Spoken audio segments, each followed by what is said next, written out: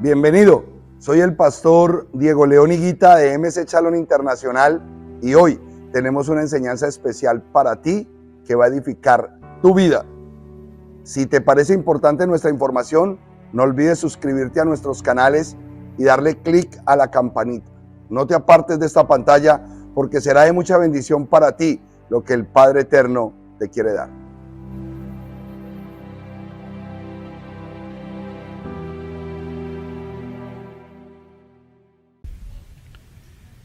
Les damos la bienvenida, amados hermanos, en esta tarde de bendición para traer el último mensaje de la serie de las charlas inteligentes.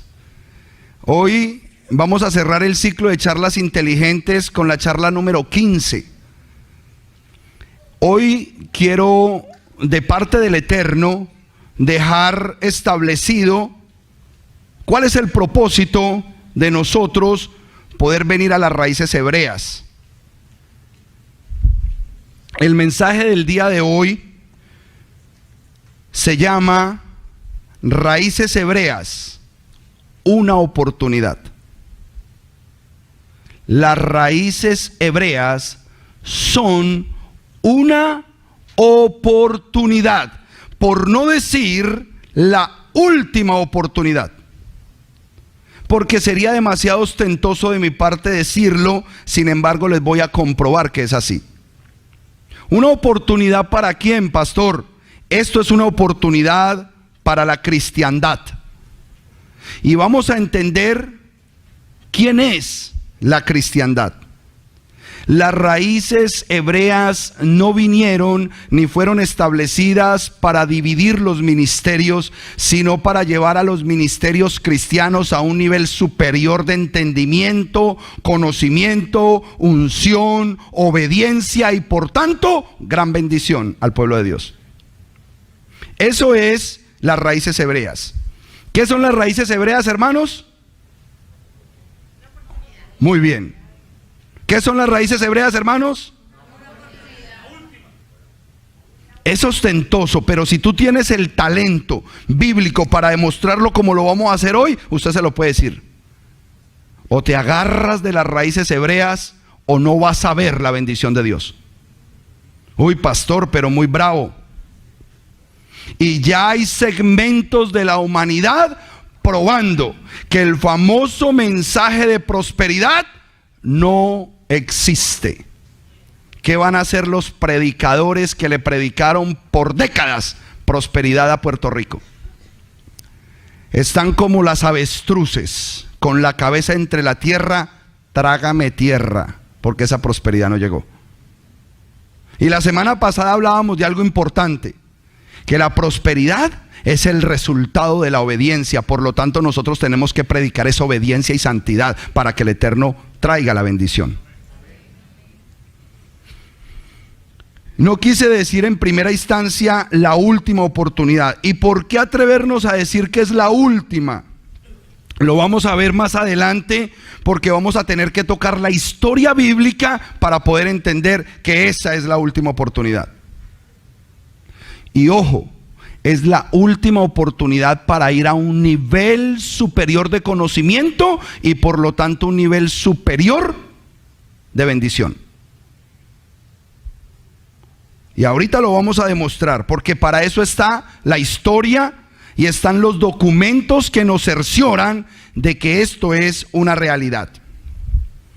Quiero hablar y proponer hoy acerca de este concepto tajante de las raíces hebreas como la última oportunidad que el Eterno le ha traído al cristianismo, a la cristiandad. Debemos conocer lo anterior. Si yo estoy diciendo es la última oportunidad, entonces yo les tengo que decir, bueno, entonces ¿cuáles eran las primeras?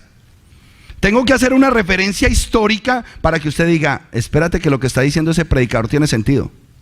Eso es la última oportunidad que Dios le está dando al pueblo de Dios para que vayan al único nivel que le falta al pueblo cristiano. Que el Eterno, vamos a orar, porque el mensaje que traigo es trascendental. Las personas que vean este video,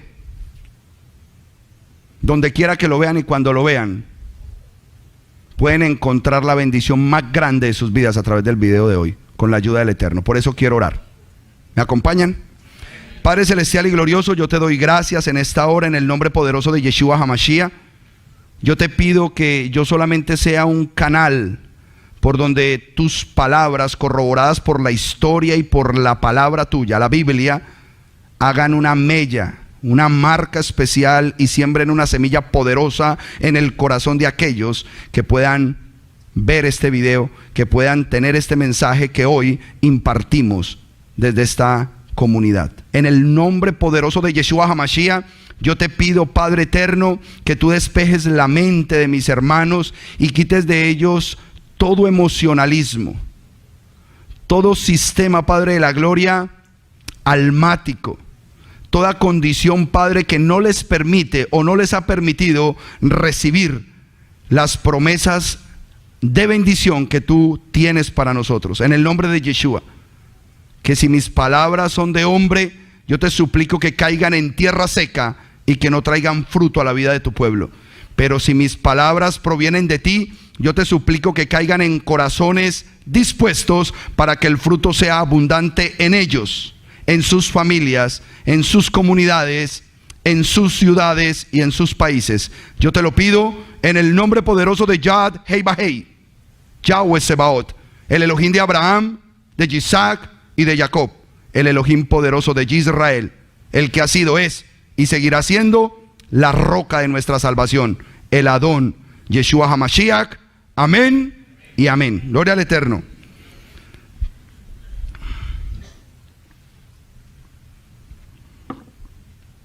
Debemos conocer las anteriores oportunidades que Dios le dio a su pueblo. El pueblo de Yahweh fue elevado a otro nivel. Cuando él tuvo a bien pensar en Abraham, para de Abraham levantar un pueblo, él ya tenía toda la idea clarita. Él ya sabía para dónde iba a llevar a ese pueblo. Y él decidió coger a ese pueblo que se llama Israel y levantarlo por encima de todas las naciones. Este es un mensaje para los creyentes en Jesús el Cristo. Toda persona, sin importar la religión, sin importar la iglesia, sin importar la denominación, que conoce y cree en Jesús el Cristo, este mensaje es para él. El nombre original de él es Yeshua HaMashiach. Yeshua HaMashiach, nombre original de nuestro Redentor y único Salvador. Este mensaje no lo puede recibir el que no sea linaje de Dios. Muchas personas que me puedan estar escuchando, viendo a través de la internet o ustedes mismos, si usted no es linaje de Dios, pastor, y es que la Biblia exige eso. Claro, en Hechos 17:29 dice: siendo pues linaje de Dios, no podéis asemejar la divinidad a. Si usted quiere aprender de la divinidad del Dios de la Biblia, usted tiene que ser linaje de Dios, un hijo de Dios. ¿Y cómo se es hijo de Dios? Eso se lo explico otro día. Hoy le hablo al linaje escogido de Dios. Y debemos hacer una reseña de los últimos siglos, desde que empezaron los conceptos cristianos al día de hoy. Todos conocen la historia del primer siglo, más o menos lo que pasó cuando vino el Mesías, y luego lo que sucedió con estos discípulos hasta el año 325, que apareció el famoso personaje Constantino. Pero yo quiero empezar a hablarles a ustedes de la reseña histórica desde la Edad Media.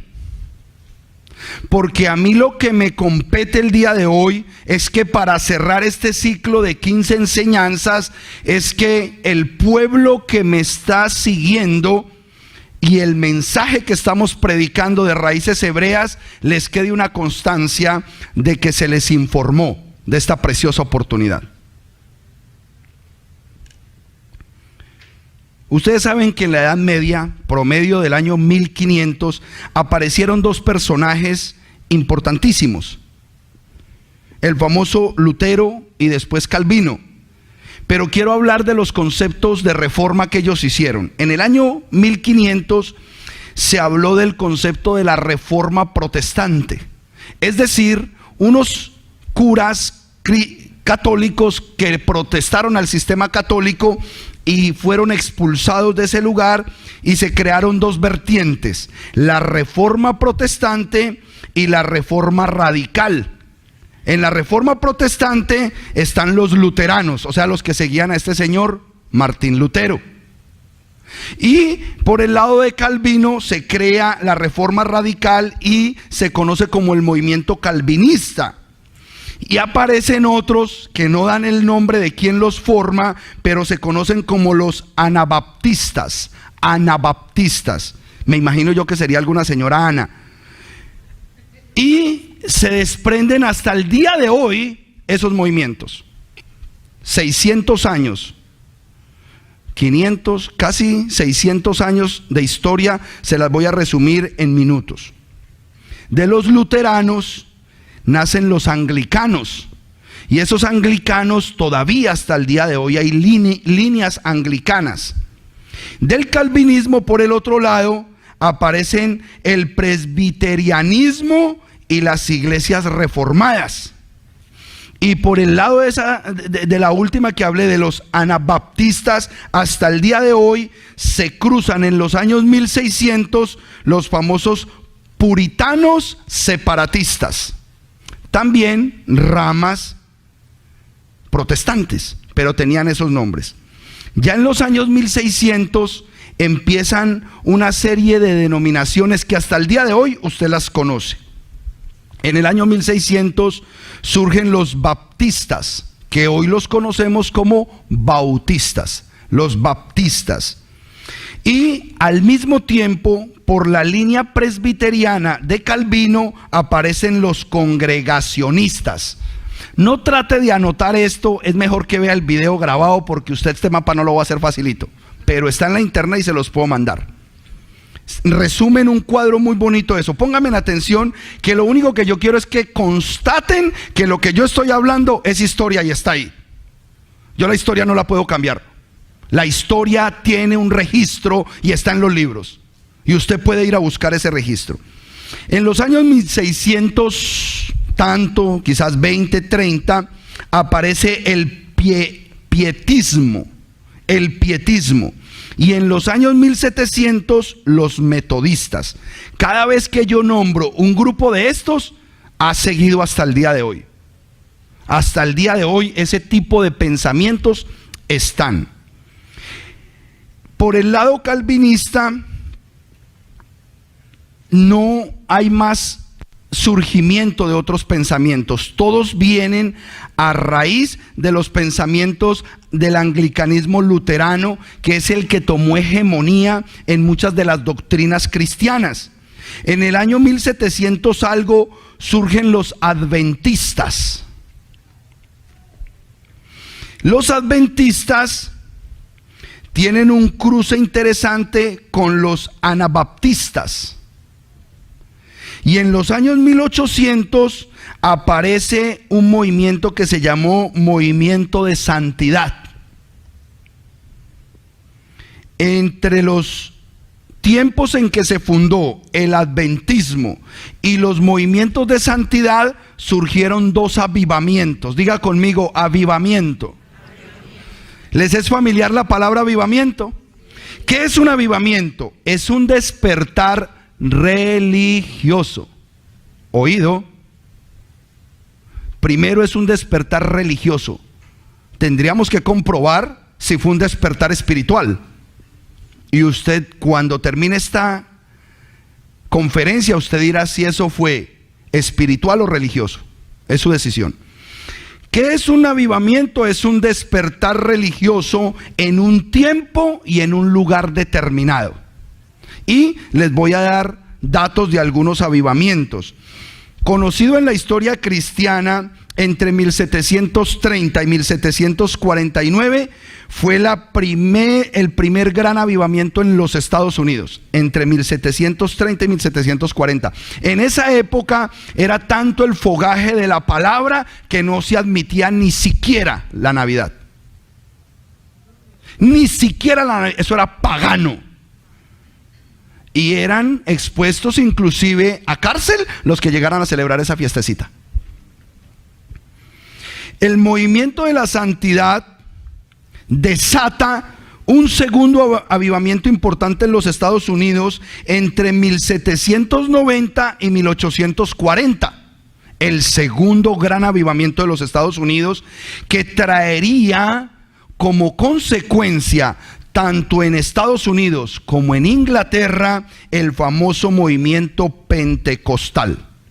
El pentecostalismo empieza a tomar vigencia en el año 1900 y de este pentecostalismo empiezan a surgir nuevos avivamientos.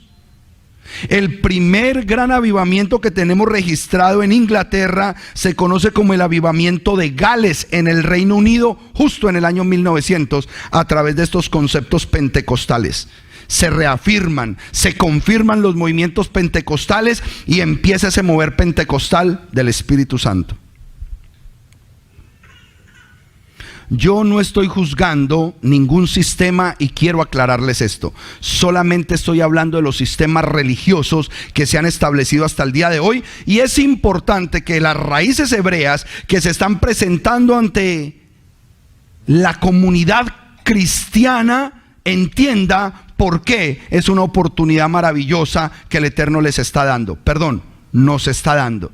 Lo hablo así porque yo ya la tomé.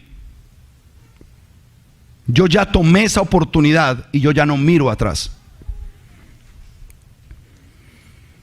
El segundo gran avivamiento, muchos de ustedes lo conocen porque surgió en California y se conoció como el avivamiento de la calle Azusa. Entre el 1907 y 1910, 3 años de una serie de fenómenos pseudoespirituales donde se escribieron libros que acabaron de empujar el pentecostalismo al clímax de lo que hoy hay.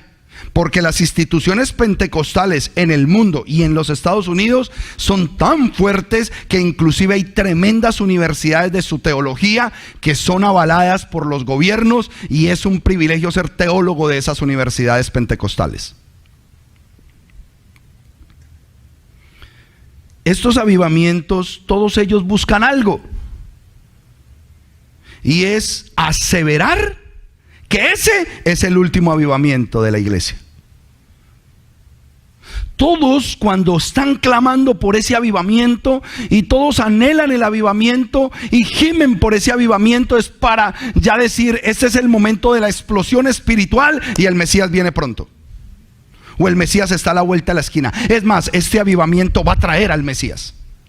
Ese es el pensamiento cuando se establecen los conceptos del avivamiento. Y estoy hablando del pueblo cristiano, los que se derivaron desde el año 1500, Edad Media, hasta el día de hoy. Pero por otro lado, el pueblo judío ortodoxo piensa similar. ¿Cómo así? Sí, el concepto de avivamiento de ellos está basado en las palabras que coinciden con la postura ortodoxa, en el hecho en que cuando haya un completo retorno de todas las almas judías que hay en el mundo a Israel, y todas obedezcan unánimemente a la Torá en amor, en shalom y el bienestar, vendría el Mesías. ¿Eso qué es? Avivamiento. Simplemente que ellos no lo llaman avivamiento. Ellos llaman a ese fenómeno un concepto como la era mesiánica. Y quiero que sepan algo bien importante, que la era mesiánica ya empezó. Y no empezó por un concepto de avivamiento, porque los movimientos espirituales hebreos no tienen que ver con estos fogajes pseudocristianos. El bulto de gente, la cantidad de gente afuera, la multitud, la gente cayéndose por encima de las sillas, eso es avivamiento cristiano. Pero los conceptos judíos, ortodoxos, tienen que ver con un conocimiento de una historia religiosa basada en el cumplimiento de unas profecías que han venido paulatinamente diciendo: hoy se cumplió, hoy se cumplió, hoy se cumplió, hoy se cumplió. Y como conocen, ellos saben que solamente falta que se cumpla esta y punto, se acabó esto. Entonces, hay una gran diferencia en esos dos conceptos. ¿Dónde radica el concepto de unidad hebreo? En el ejad del pueblo, en la unidad, en la unidad. Al centrarnos ahora en el siglo XX, y cuando hablo del siglo XX es porque apenas estamos empezando el siglo XXI, el siglo anterior a nosotros nos permite entender lo que va a pasar en este tiempo. Estamos en el 2017, 17 añitos de reflexión con lo que pasó el siglo pasado. Vamos a mirar hacia atrás, qué es lo que pasó en el siglo pasado y qué nos espera en los próximos años. Yo diría, ¿qué nos espera la próxima década? ¿Qué nos espera la próxima década?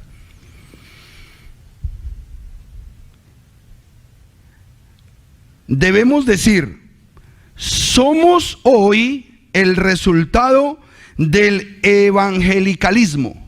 Así se llama todo lo que hoy nosotros hemos representado en las iglesias.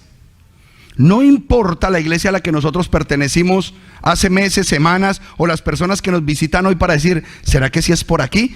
Pero tienen otra iglesia. Somos el resultado de ese movimiento evangelicalismo, cristianismo evangélico o protestantismo evangélico.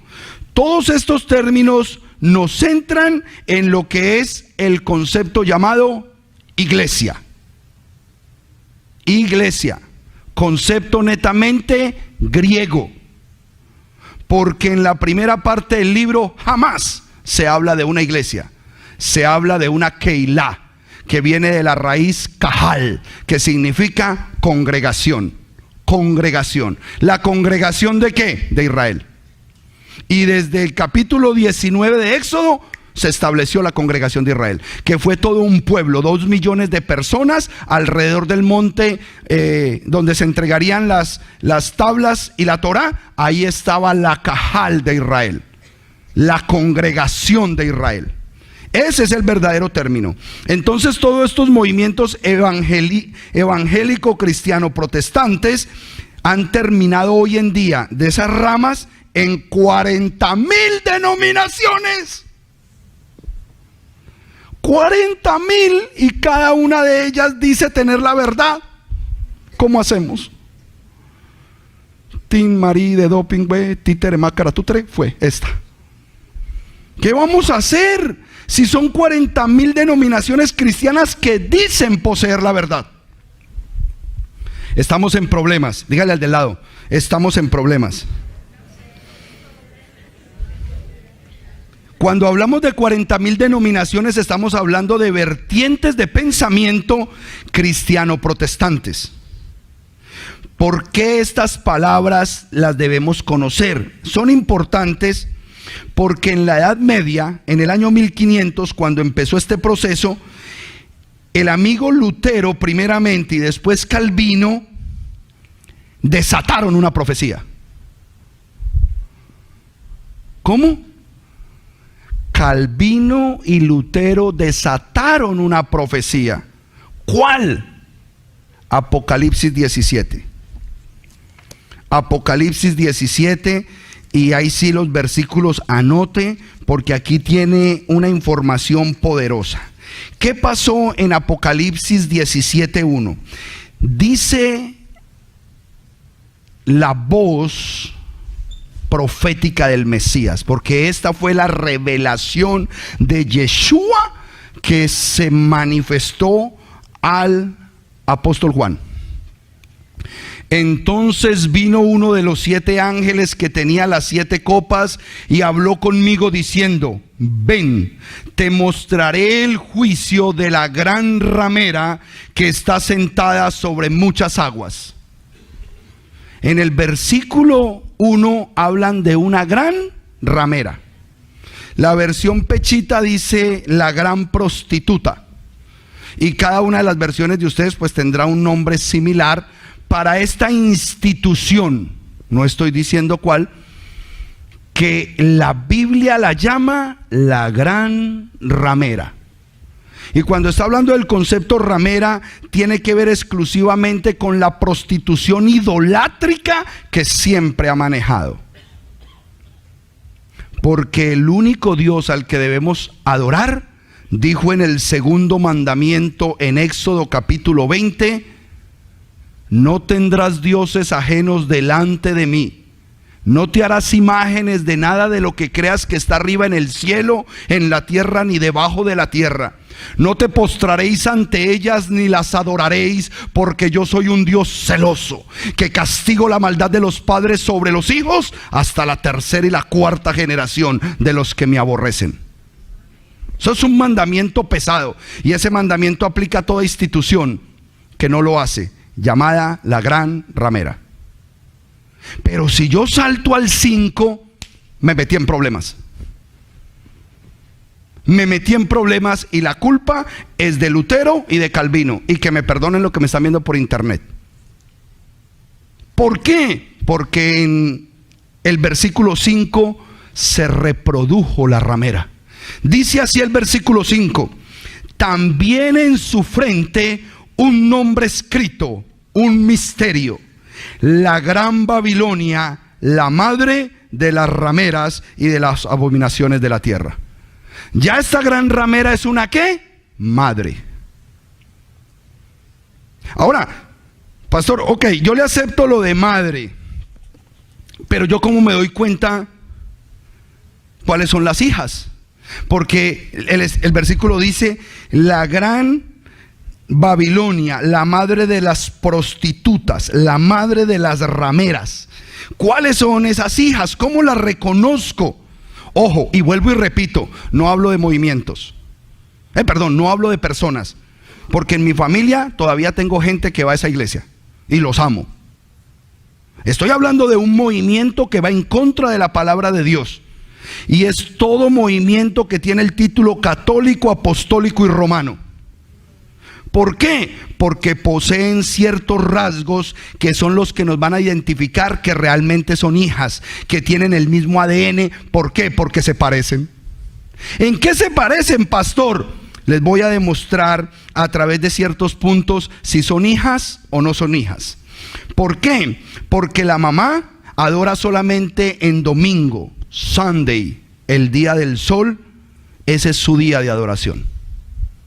Solamente estoy hablando de los rasgos de la mamá. Usted solamente dirá, yo conozco algunas hijas que hacen lo mismo. Ese ya es su problema. Yo voy a hablar de la mamá y usted va a identificar las hijas. Segundo, guardan las fiestas paganas y las que establecieron los hombres. Usted toma sus propias decisiones. 3, cobran por todo servicio espiritual, tanto el bautismo, unos pesitos, la primera comunión, la confirmación, el matrimonio es carito, y las misas para los muertos, esas sí son caras, y especialmente las que son cantadas. Sí, esas son caras. Porque solamente por entonarlo musicalmente vale más plata.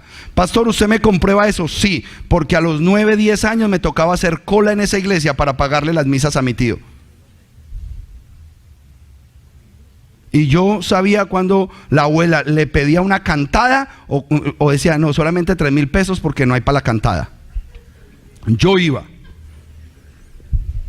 Cuarto, y el tercero y el cuarto están muy relacionados, porque la madre cobra por indulgencias. Es decir, que para que los que se murieron en pecado puedan salir del purgatorio, hay que dar una platica, una finquita, una tierra o algunas moneditas de oro que usted tenga guardadas como un tesoro, porque eso va a liberar a esa alma del purgatorio. He conocido algunas hijas que cobran es bajo pacto y hacen pacto con las sanidades y los milagros. Y si usted entrega tanto, entonces el Eterno lo va a sanar o le va a dar aquello. Simplemente les ayudé para que comparen las indulgencias con las hijas, que es lo que están haciendo. Haciendo pactos. Y si usted da tanto, la sanidad viene. Por eso es que me meto en problemas. comen de todo, porque ya fue limpio en el madero. O sea que el Mesías hizo lo que hizo y murió con el dolor que murió para cambiarle el ADN al marrano. Punto. ¿Sí? Todo ese sufrimiento era para que yo pudiera comer marrano. Interesante. Sexto, no se saben los mandamientos completos. Ojo, que los miembros de esa organización no se saben los mandamientos completos de Dios. Y el séptimo tiene que ver con el sexto, porque el único que se saben y que lo repiten inclusive altos jerarcas de las iglesias, tanto de la madre como de las hijas, y no está en la Biblia. Y uno les pregunta, ¿cuál es el primer mandamiento? Amar a Dios sobre todas las cosas. Eso no está en la Biblia. 8. Violan el cuarto mandamiento, guardar el Shabbat, pero los otros se deben hacer, a excepción de la mamá, que la mamá viola también el segundo. La mamá viola la idolatría y el Shabbat, pero se salen de la mamá y se quedan con la hija y solamente violan el Shabbat. Ya no violamos el segundo. 9. Velan a los muertos en sus templos y mantienen los osarios de los muertos dentro del templo o debajo del templo. Y la Torá dice que cuando tú estás en el templo del Dios de Israel, no puede haber nada muerto alrededor de él.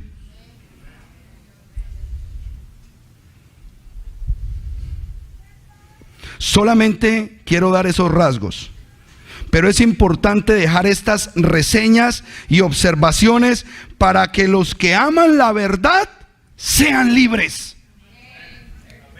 Como dice Juan 8:32, y conoceréis la verdad y la verdad te hará libre. Diga conmigo el versículo de los $5,000. Diga conmigo. Juan 8:32 en Broward en el 2005 se convirtió en el versículo de los $5,000. Resulta que yo asistí a una congregación que vino la flamante idea del Espíritu de cobrar por cada versículo. Y empezaban a dar versículos desde $50, el que diera 100 le daban otro versículo, y los más aventados con plata, si daban 5,000, les entregaban Juan 8:32. Y conoceréis la verdad y la verdad te hará libres. Nunca se me va a olvidar. Nunca se me va a olvidar. Y lo digo públicamente porque es una verdad, y se lo puedo decir en su cara, que venden la palabra del Eterno. Negocian con la palabra del Eterno. La silla.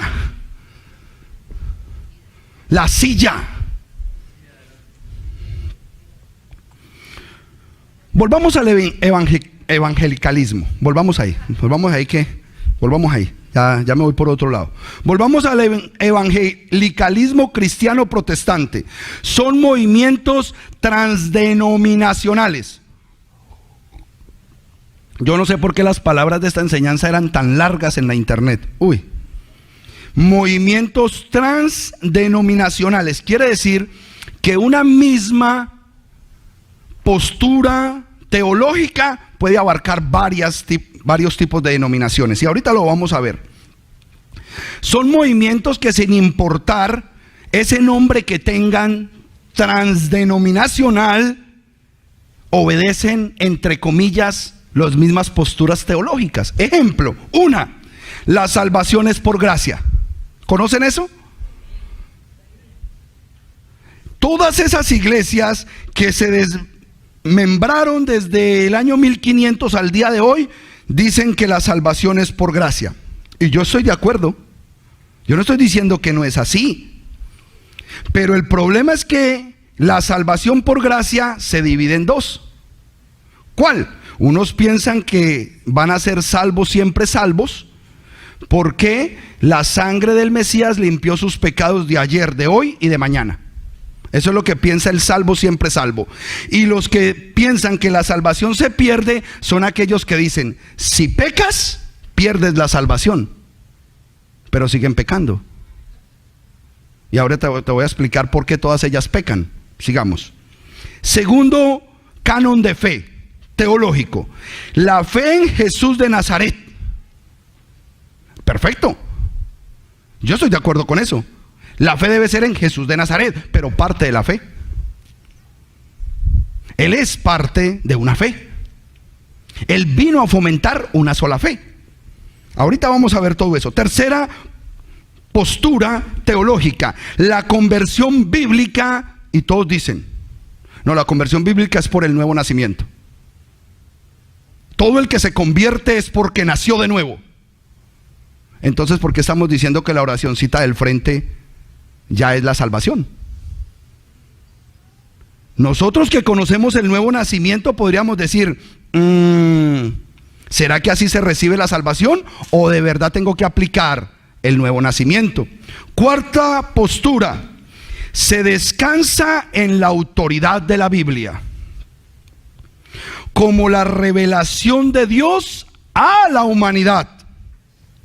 Ahí podríamos decir sí y no, y ahorita lo veremos. Y quinta postura de todo este gremio de congregaciones hijas de la Madre Superiora, se defiende la difusión del mensaje. Es decir, que este mensaje hay que contárselo a todo el mundo. Y se llama evangelización. Así no importa que esté distorsionado el mensaje.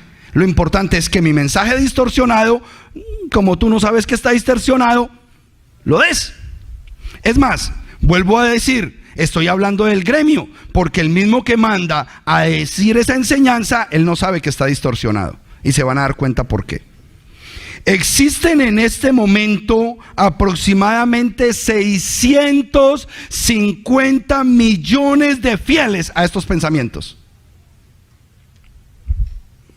Pastor, ¿por qué 650 millones si se supone que son 1.300 millones? Porque el restante son católicos, apostólicos y romanos.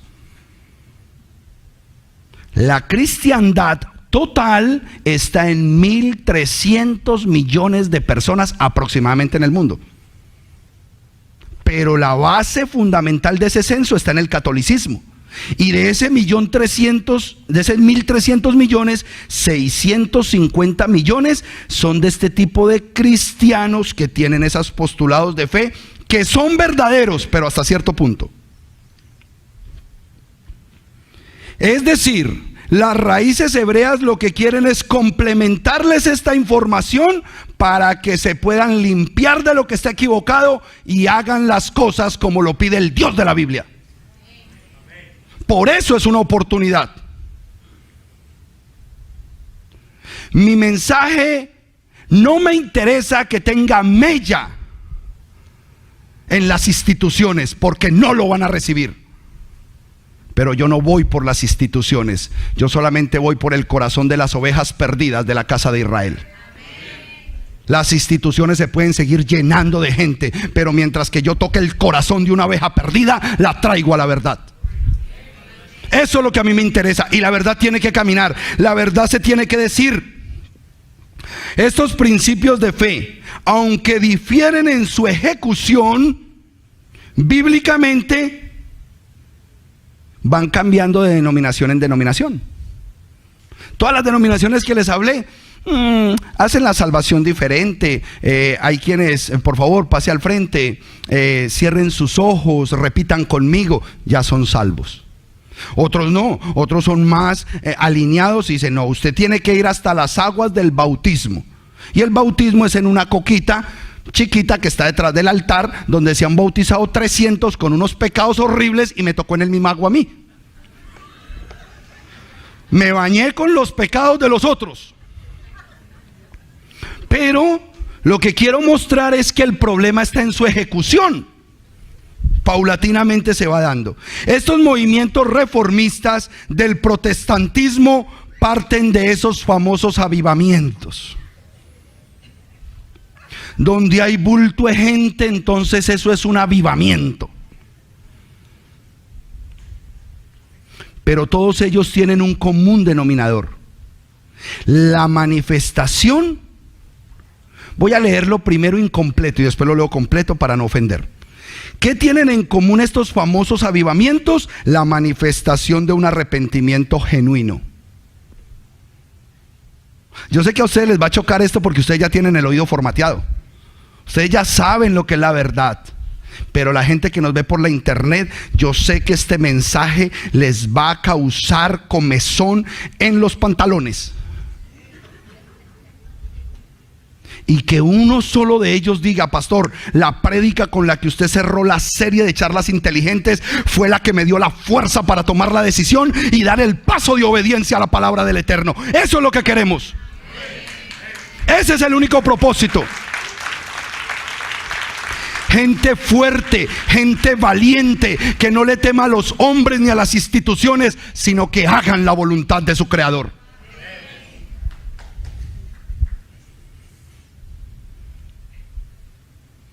Lo voy a leer así, ahora sí como yo lo escribí. Los avivamientos surgen con un común denominador: la manifestación de un supuesto arrepentimiento genuino del pueblo. ¿Por qué supuesto? Porque un verdadero arrepentimiento te lleva a la obediencia a los mandamientos, y eso jamás pasa en esos avivamientos. De la misma manera que los avivamientos cristianos de genuino arrepentimiento nunca llevan a esa institución a guardar los mandamientos de Dios, es igualito que la mamá en las fiestas patronales, que todo el mundo se emborracha y nadie se convierte.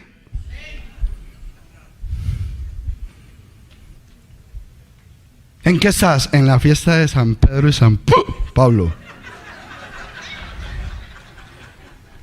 Ese era yo. Yo vengo de ese recorrido. Yo fui acólito y yo conozco todo eso. Y si por mi abuela hubiera sido Ana Rita, créame que yo hubiera sido cura. El primer avivamiento de Gales en el año 1900, el segundo avivamiento de Azusa en 1907 y 1910, fue al pentecostalismo al nivel de las masas. A todo el mundo tener esas manifestaciones pentecostales y decir que eso es el Espíritu de Dios. Eso fue lo único que pasó con esos avivamientos. Pero ninguno de esos movimientos recibió la revelación de que hay que volver al Shabbat, de que hay que guardar las fiestas del Eterno, de que hay que obedecer al Eterno en cada uno de sus mandamientos. Ninguno de ellos. Entonces, ¿quién los avivó?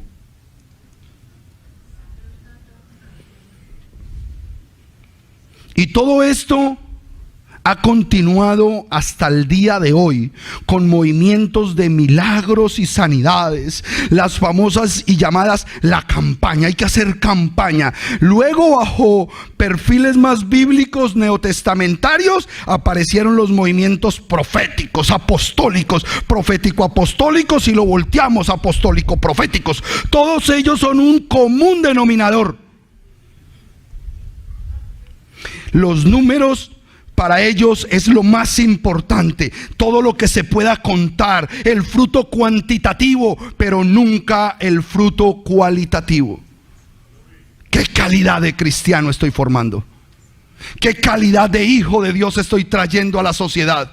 ¿Qué hombre y qué mujer se está levantando porque realmente obedece al Eterno? Muéstramelo.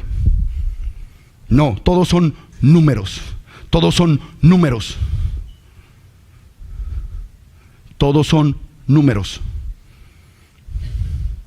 Si usted se atrevía a decir que cuando usted viene a los Estados Unidos usted es un número más, eso mejor dicho, como dice el pastor Germán, Rambo come chitos al pie de ese pensamiento.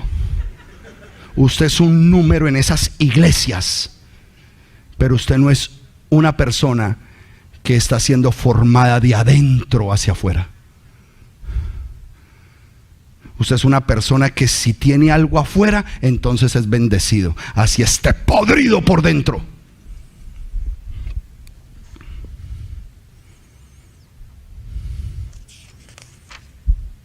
Esto mueve hoy en día cifras astronómicas, hermanos. El famoso evangelio de la prosperidad. Muy lejos sería que lo pudieran pronunciar al revés, para que pudiera soportarse bajo el diseño de Yahweh, la prosperidad del evangelio. La forma correcta sería la prosperidad del evangelio. ¿Cómo hacemos prosperar el evangelio de la verdad? ¿Cómo hacemos para que este evangelio veraz, verdadero, llegue a los 4 rincones de la tierra y podamos rescatar a las ovejas perdidas de Israel? Prosperemos el evangelio y no esperemos que el evangelio nos prospere a nosotros.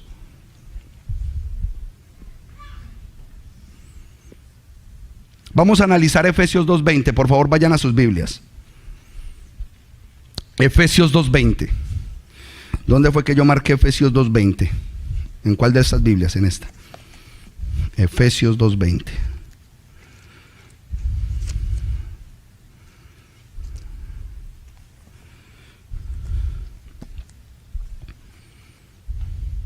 ¿Lo tienen, amada congregación? Espera otro momentico que solamente escuché 4 amén. Eso. Yo quiero que todos lean este versículo y si lo pueden marcar, márquelo, porque este versículo nos va a hablar clarito a partir de este momento. Ahora sí empieza la prédica, lo otro era pura introducción. Efesios 2:20. Estando edificados sobre el fundamento de los apóstoles. ¿Quiénes eran los apóstoles? Los discípulos de Yeshua. Y de los profetas. ¿Cuáles profetas? Ojo, no me vayan a decir que los de este tiempo. O me vayan a decir que, no, el profeta, no, la profeta, no me hablen de eso. Jeremías, Isaías, Zacarías, pero el más importante de todos, Moshe.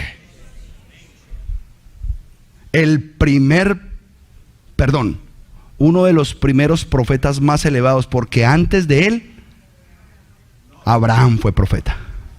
El profeta Abraham, dice la escritura. Yo tengo que basar mi fe en esos profetas, no en los profetas de hoy. Ojo que me estoy ubicando históricamente, no estoy ofendiendo a personas que piensan que tienen el llamamiento profético. Ojo, porque toman las cosas de manera personal y ya mañana no vienen. O el otro, ay, es que usted, no. Estoy hablando de un fenómeno de movimiento. No son los profetas que prometen casa, carro y beca y que utilizan Hebreos 11:1 diciendo: es pues la certeza del inviendable que espero, las llaves que ya tengo en mi mano. No, señor. Eso se llama negociar con la palabra de Dios. Y esos ministerios hoy están temblando desde los mismos cimientos, y es el pueblo cristiano que el Eterno está tocando en su corazón para que vengan a la verdad. Esos ministerios hoy tiemblan porque la gente sabe que hay una verdad que no les han predicado. Efesios 2:20 dice: estando edificados sobre el fundamento de apóstoles y de profetas, siendo la piedra angular de ese edificio Yeshua el Mashiach. Ok, ese Yeshua es nuestra roca. Es nuestra roca. Ahí se levanta el edificio. Pero ¿cómo lo levantamos? Con el conocimiento profético y apostólico. Pero los profetas, amado hermano, son los nombres que están en la Biblia, y los apóstoles son los discípulos de Yeshua. Sobre esas palabras de ellos edificamos un poderoso edificio para la gloria del Eterno. Basado en eso, entendemos. Me voy a parar espiritualmente sobre la roca, Yeshua. A mi mano derecha el concepto profético, a mi mano izquierda el concepto apostólico. ¿Qué enseñaban los profetas de la Biblia? Obedecer los mandamientos de Dios. Para eso fueron creados. Obedezcan los mandamientos de Dios. Vuelvan a los mandamientos de Dios. Se han olvidado de las palabras de obediencia de Dios. Vuelvan a Dios. Y se hacían matar por eso. A uno de los que le fue duro fue a Jeremías. Y ahorita vamos a hablar de don Jeremías. Jeremías es un profeta importante que tenemos que hablar. Y por este lado, apóstoles, hombres que el Mesías escogió puntualmente, de manera especial, que no estuvieran contaminados del sistema religioso de la época, para poder ponerlos a producir el mensaje correcto, solamente para ir por un pueblo: las ovejas perdidas de la casa de Israel. No iba a ir por los judíos, porque no era el tiempo de ellos. A los mismos judíos que les dijo: yo tengo otro rebaño que no son ustedes, y yo tengo que ir por ese rebaño. Y en Mateo 15:24 dice: ¿cuál es el rebaño? Las ovejas perdidas de la casa de Israel. Yo no vine por lo sano. Ustedes están sanos porque tienen la Torá. Yo vine por lo que está enfermo, por lo que se fue, por lo que perdí en el año 722. Y después de ese año, todos los hijos míos que se han ido a la dispersión, yo vine por ellos. Cuando yo uno Efesios 2:20 con profetas y apóstoles, toma sentido Apocalipsis 14:12. Esta es la perseverancia de los santos, de los que guardan los mandamientos de Dios, lo que decían los profetas, y la fe en lo que enseñaban los apóstoles. ¿Qué es un verdadero santo que camina en perseverancia? Que oye la voz del profeta: vuelvan a mis mandamientos, y reconocen la fe en el Mesías Yeshua, el que murió en el madero. Estamos parados sobre la roca que es Yeshua, y me edifico sobre la obediencia a los mandamientos que predican los profetas de la antigüedad, y respeto la memoria de aquel que murió en el madero para darme salvación y vida eterna. ¿Estamos? ¿Me siguen?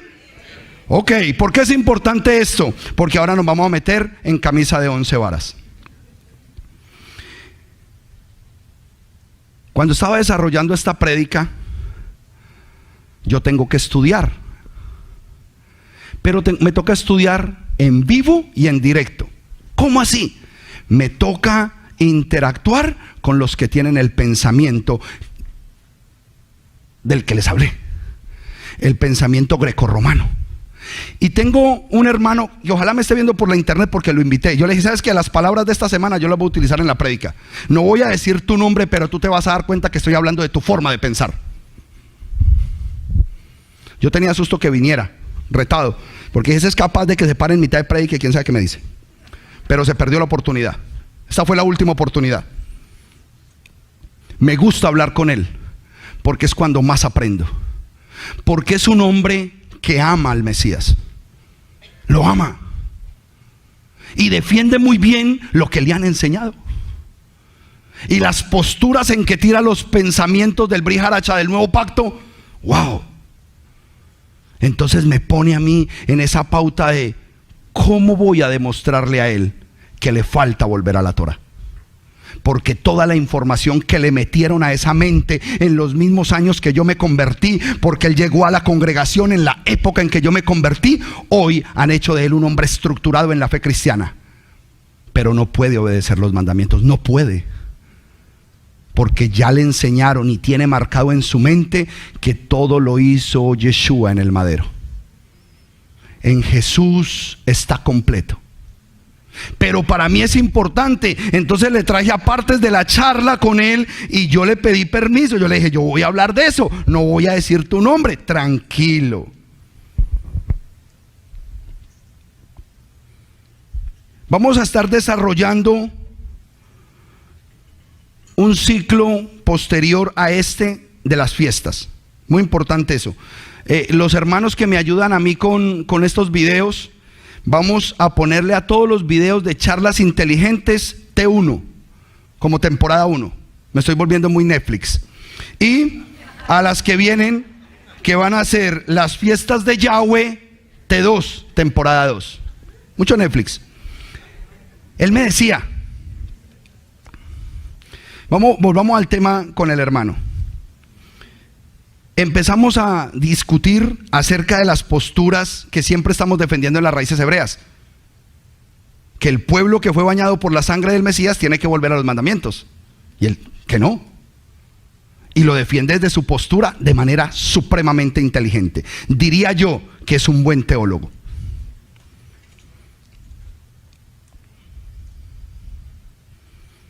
Vamos a analizar el raciocinio grecorromano de él. Un hombre que es buen cristiano, lo considero así, pero que está marcado por el pensamiento occidental de la iglesia evangélica protestante cristiana. Él ama a Jesús. Tiene una hermosa familia. Ojo, cualquiera de los que obedece Torah aquí, o muchos, perdón, de los que obedecen Torah, quisieran tener la familia en obediencia que él tiene. Hay para todo el mundo. Yo le tiro a él, pero también le tiro a usted. Porque los criticamos mucho. Que porque ya tenemos la Torah. Oh, yo obedezco Torah. La Torah es para la casa primero. La Torah es para cuidar a la esposa y a los hijos, para bendecir el hogar. Eso es la Torah. Y ese hombre tiene una familia de Torah.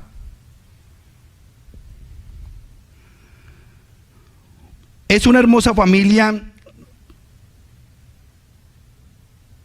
que ama a Yeshua, pero ya no se congrega. ¿Cómo así, pastor? Sí. Eso es lo que le está pasando a un gran porcentaje de esos 650 millones de creyentes en Jesús. Ya no se congregan. ¿Por qué? Porque han visto cosas que no encajan y han visto hombres que no cuadran con el mensaje que predican y se mantienen saltando de iglesia en iglesia desde hace 16 años aproximadamente. Entonces la última vez que me reuní con él fue en una pizzería. Esa era la iglesia. Charlemos aquí comiendo pizza. En nuestras discusiones de quién tiene la razón, porque esa es la discusión de él y yo, quién tiene la razón aquí, no solo me envía pasajes bíblicos muy buenos, porque es acertado con su teología, pero entendidos y definidos desde ese pensamiento que yo también defendí años atrás. Lo que te pasó a ti el lunes, pastor Jorge. Yo me gozaba viendo al pastor Jorge Loaiza enseñando Gálatas de manera contraria a como lo enseñaba antes. Porque cuando era pastor cristiano, teólogo, hijo de pastor, ¿puedo decir todo eso? No, lo pueden editar. Ah, no, aquí no. Él se aprendió la carta de los Gálatas bajo pensamiento grecorromano para decirle a la gente que no debía guardar mandamientos. Pero al Eterno le plació tocarlo y sacarlo y desintoxicarlo por unos, ¿cuántos añitos? Un añito. Lo desintoxicó en un año. Y hoy predica que Gálatas es un documento netamente hebreo que defiende la Torá y el mandamiento.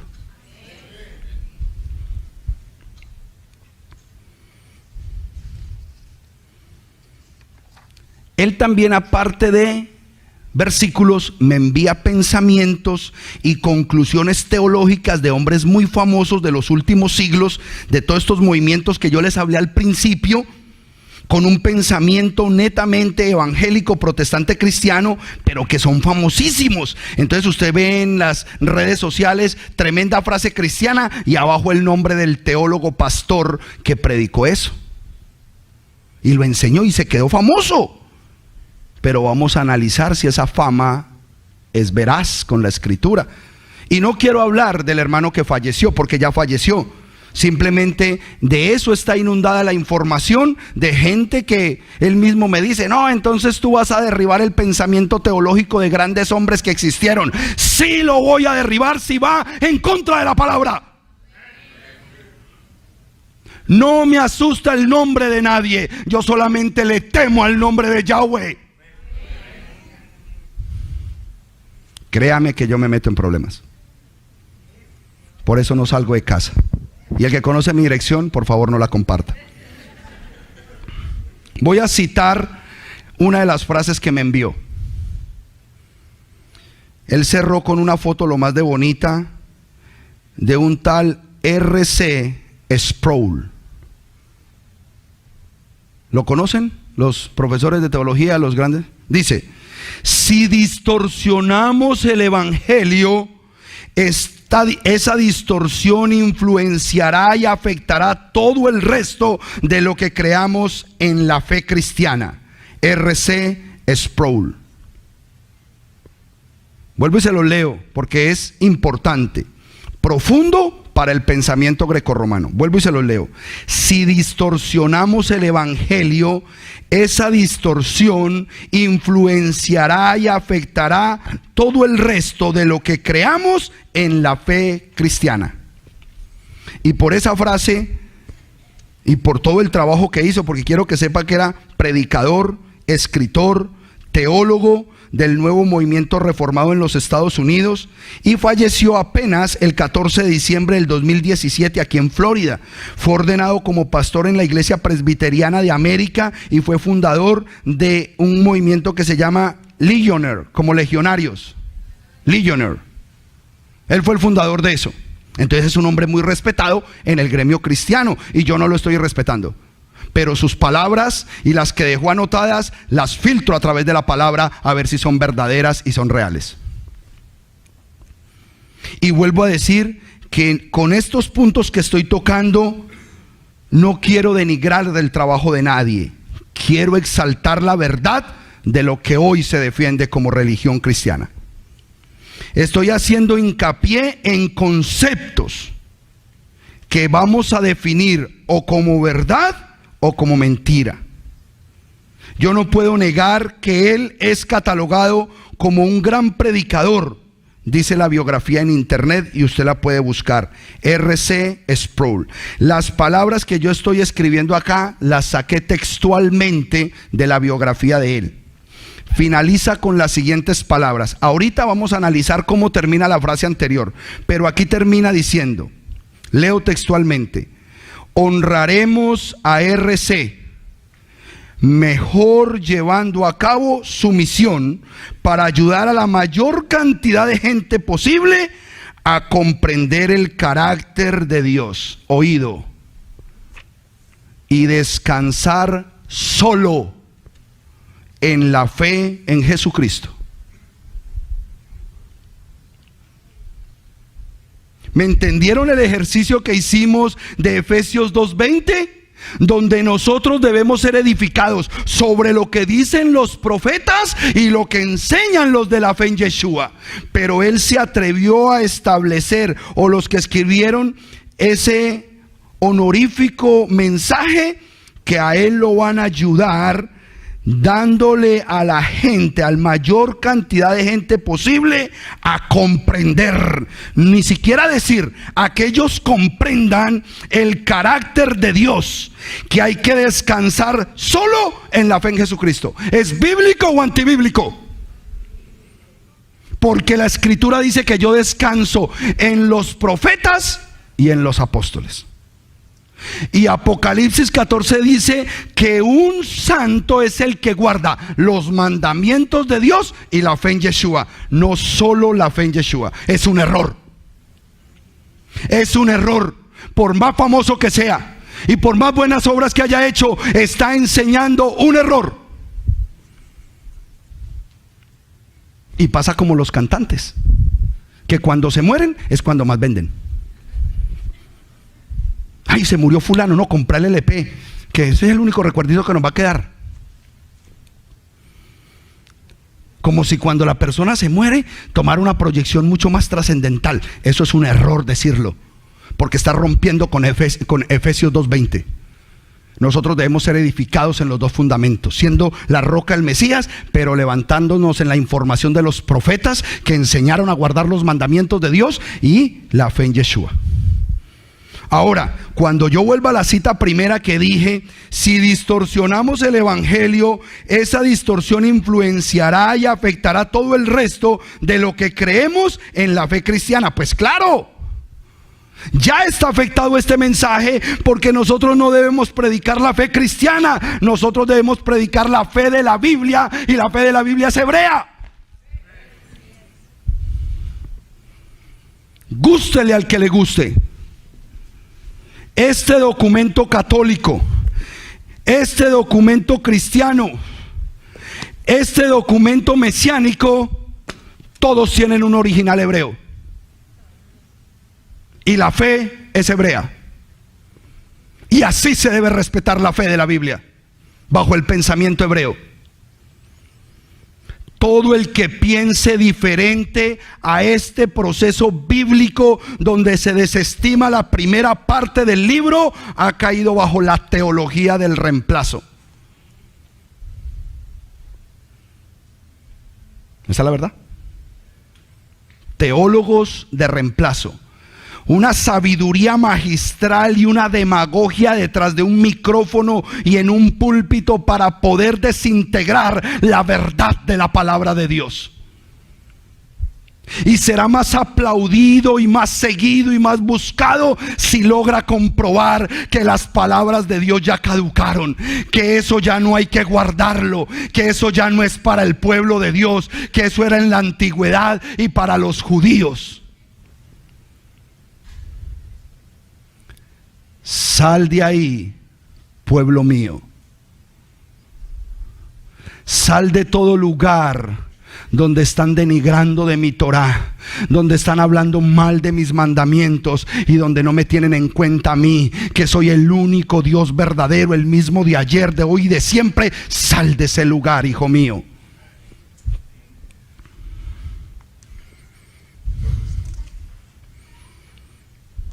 En esta misma búsqueda, buscando acerca de este señor R.C. Sproul, encontré una nota de Albert Mohler, teólogo y presidente del Seminario Bautista de Louisville.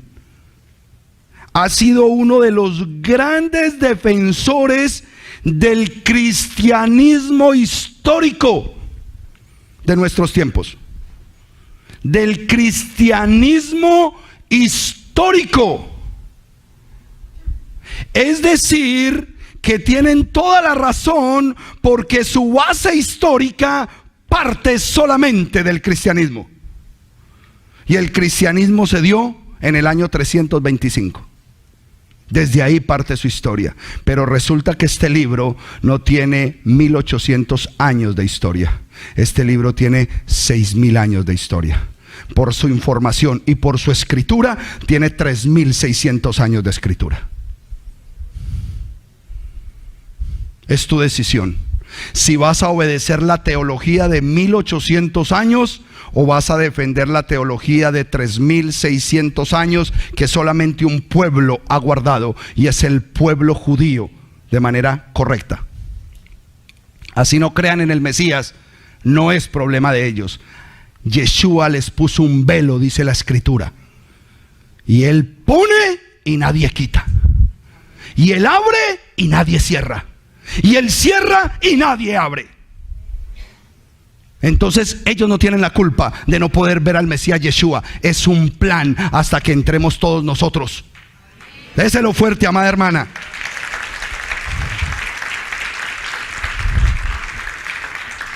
Hermana Ibe, ¿cómo hago para dar un mensaje sonriente así? No puedo. Esa historia la tenemos que analizar. Hace 1800 años, Constantino. Hace 600 en la Edad Media, Lutero y Calvino.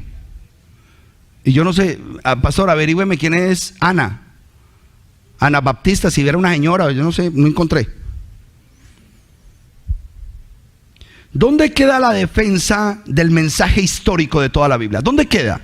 Si la Biblia tiene más antigüedad, solamente en un lugar, solamente en un pensamiento, solamente en la oportunidad, la ventana que hoy se abre a la cristiandad y se llama las raíces hebreas de la fe bíblica.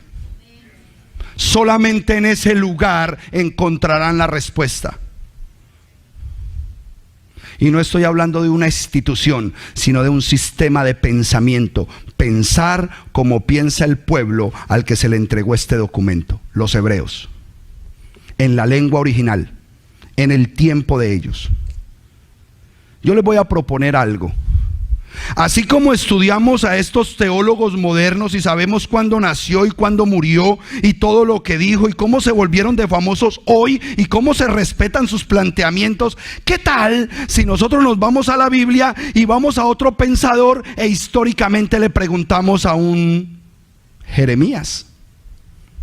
Preguntémosle a Jeremías cuál era el pensamiento de él cuando habló por voz de profeta las palabras de Yahweh en Jeremías 6:16. ¿Qué dijo?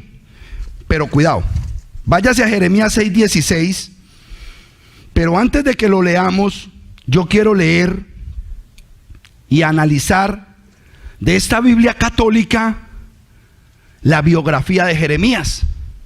Pastor, ¿usted por qué habla tanto de la Biblia católica? Porque la Biblia católica tiene una ventaja muy grande, que como ellos nunca se preocuparon para que sus fieles la leyeran, nunca se preocuparon de cambiarla. ¿Por qué? Porque ellos predicaban así: Requiem eterna dona Dome, luz perpetua lucia Dei, Requiem cantim paz. La gente no sabía qué dijo el hombre, pero todo el mundo sabía que tenía que decir amén. Como no había forma de que ese pueblo estudiara las escrituras, nunca tuvieron en cuenta hay que cambiar la Biblia. Usted va a la Biblia de los mormones y está cambiada. Usted va a la Biblia de los testigos de Jehová y está cambiada. Usted viene a esta Biblia y tiene sus cositas. Esta tiene sus cositas, pero esta se despreocupó en el camino. Como no la leen. ¿Cuál es el primer mandamiento? Amar a Dios sobre todas las cosas. Amén, amén, amén.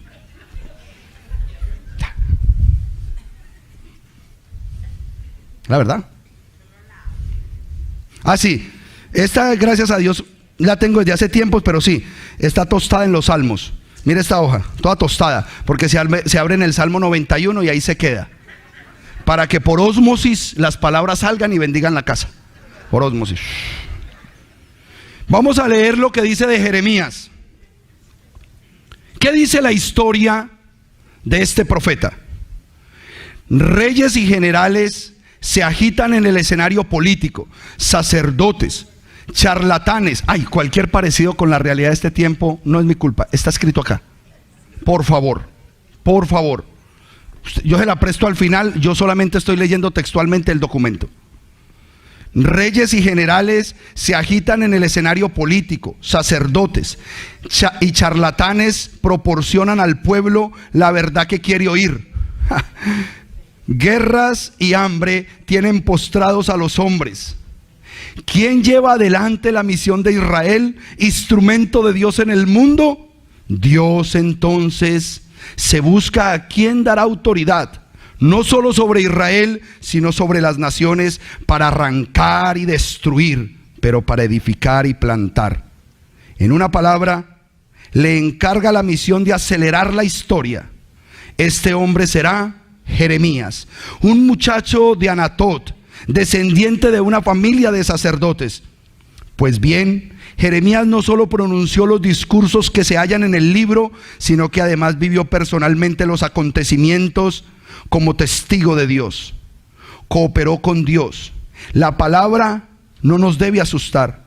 En sus decisiones supremas que dirigen la historia, Dios obra en la historia mediante las obras, las palabras, los escritos y los rezos de muchísima gente, pero también impulsa fuerzas más profundas que sacuden la inercia de los corazones y hacen más fuerte entre los hombres en el afán de justicia.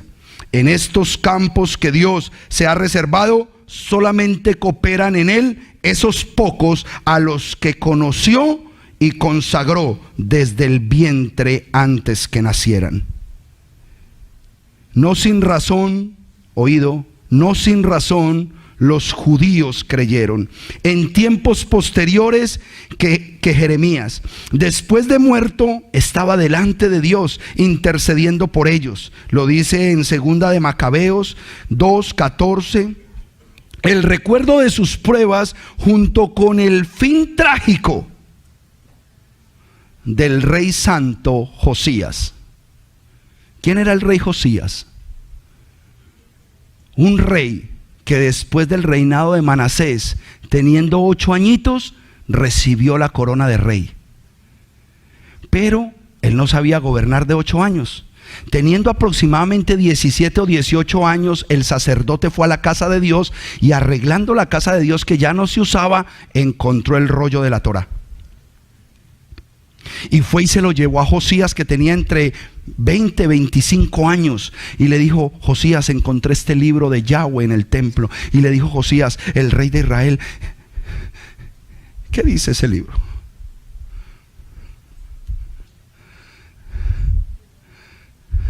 Y fue tocado por las palabras de ese libro. Y dice la palabra que como Josías no hubo otro rey en Israel. Arrancó con la idolatría, acabó con el sacerdocio malvado, con todos aquellos que adoraban otras deidades, limpió la nación. Quizás no limpió el corazón del pueblo, porque limpiar el corazón del pueblo es muy difícil. Yo le puedo quitar el santito, pero no le puedo quitar el amor en el corazón que tiene por el santito. Pero no hubo otro rey como Josías, dice la Escritura, porque obedeció la Torá de Yahweh. Y yo quiero que usted tenga delante de Dios el título como rey de Josías. Que diga el Eterno: no hubo otro como Wilfran, no hubo otro como Diego Jaramillo, no hubo otro como José Sánchez, no hubo otro que cuando encontró el rollo de la Torá, implementó lo que decía el rollo de la Torá. Dáselo fuerte al Señor, dáselo fuerte al Rey.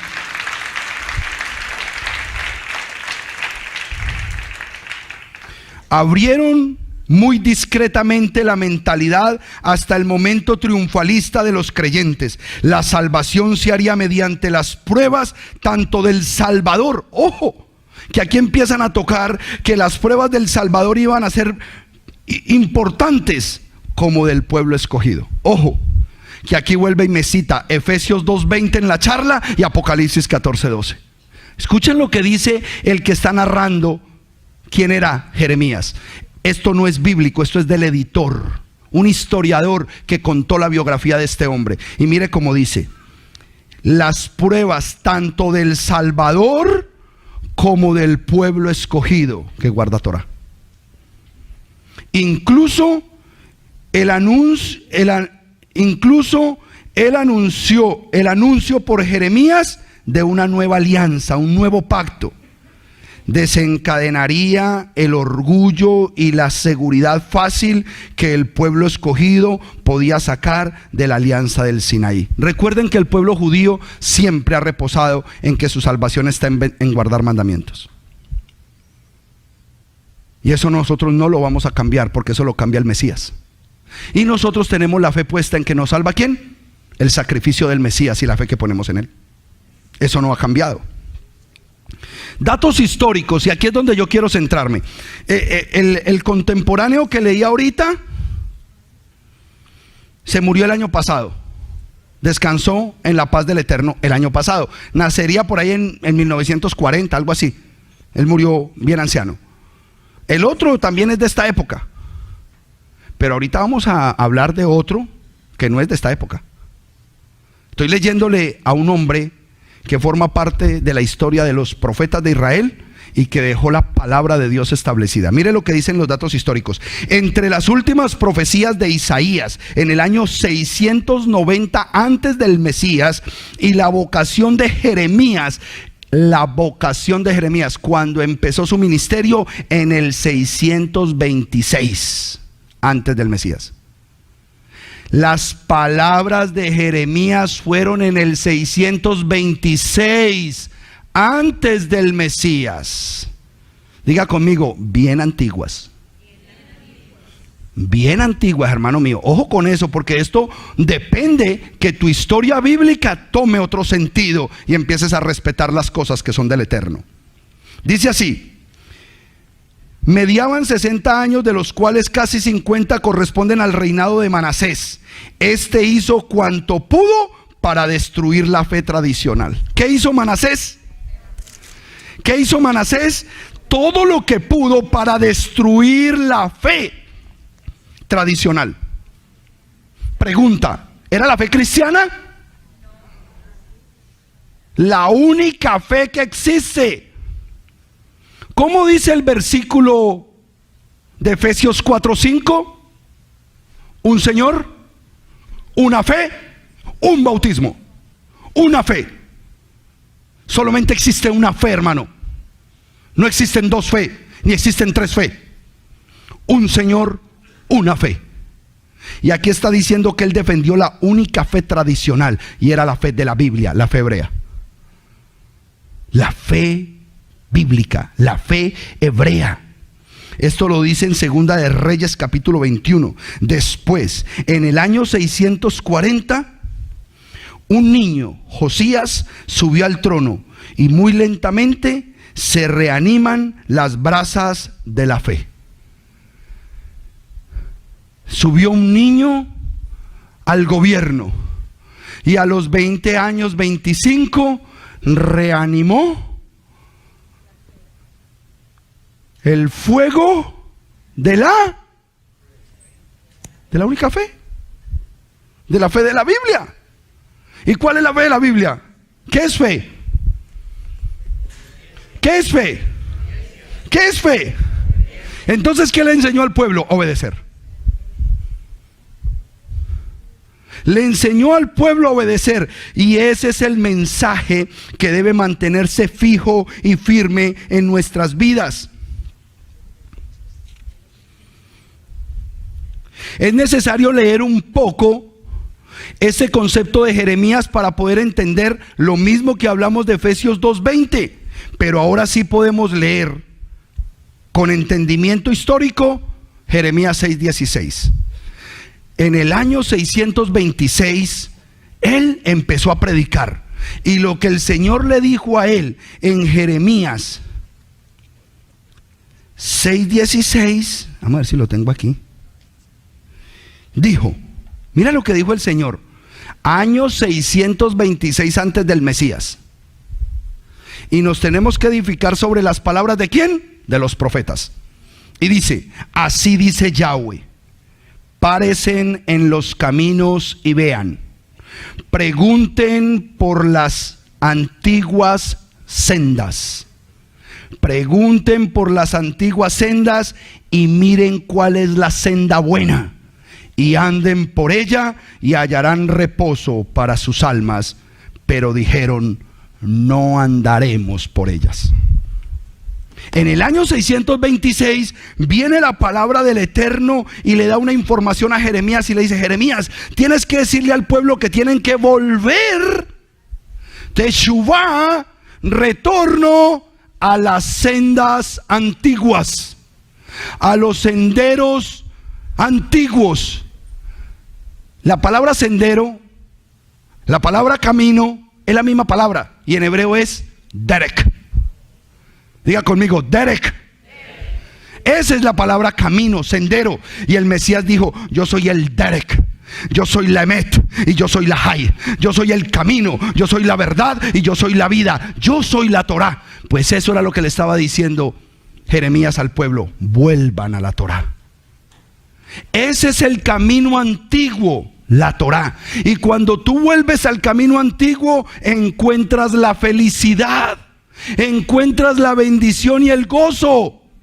Pero ellos dijeron, no caminaremos por ellos.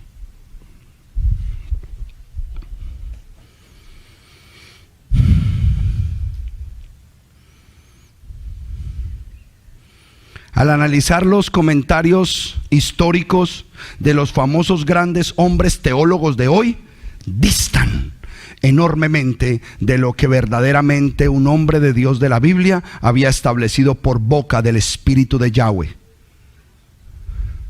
Dista grandemente. Hay un abismo del cielo a la tierra, de los planteamientos modernos a los planteamientos de los hombres de la Biblia. Y aquí es donde nosotros tomamos las decisiones. O lo hacemos a la manera de los hombres de hoy en día, o lo hacemos a la manera que dijo el Eterno a Jeremías: vuelve a la senda antigua, vuelve al primer camino. Cualquiera de los renombrados teólogos de este tiempo, aún los doctores en divinidades, hoy hay otro título, doctores en divinidades, A mí me asusta un título de esos. Doctor en divinidades. Nos den el panorama histórico de lo que decían defender. El panorama histórico de ellos es muy corto. Yo prefiero el panorama histórico de 3.600 años de escritura y no quedarme con 600 años de escritura. O si perteneces a una denominación y tienes la valentía de averiguar, bueno, ¿y cuándo fundaron esto? Ya tú tomas la decisión. Tú tomas la decisión. ¿Cuándo fundaron esta denominación? Nosotros venimos de la línea tal y se va para donde yo le voy a mandar el cuadrito. A ver, el pastor dijo desde mi sesión. Uy, yo vengo de los anabaptistas. Con razón. Usted se va a dar cuenta de dónde viene. O de a dónde venía.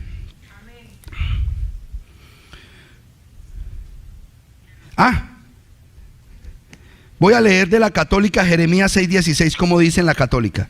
Jeremías 6:16.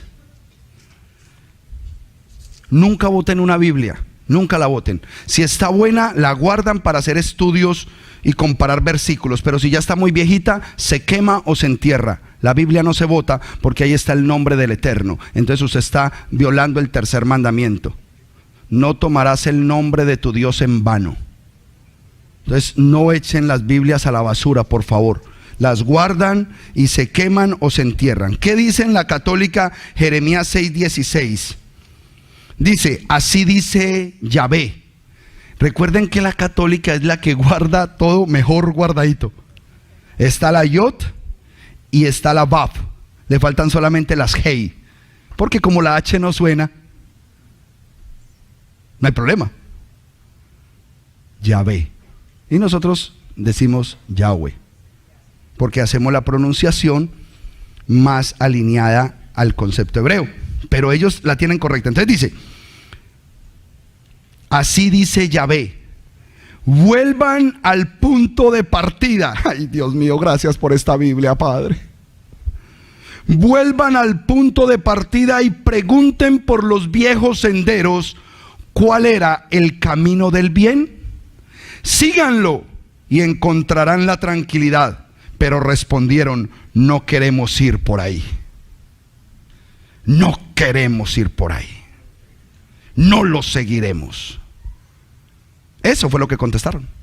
Por eso no pudieron hallar tranquilidad para sus almas. Los que hemos encontrado este libro, hemos hallado la tranquilidad, la fe, el gozo, el bienestar y la alegría de tener al verdadero Dios.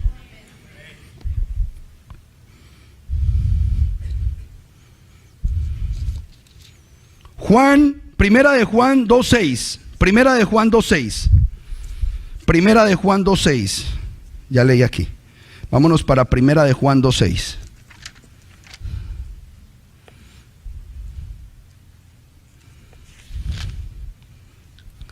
Ellos dijeron, no caminaremos por ella. Entonces Yeshua vino y dijo, no van a caminar por ella. Ok. Entonces yo me voy a hacer carne y yo voy a caminar por ella.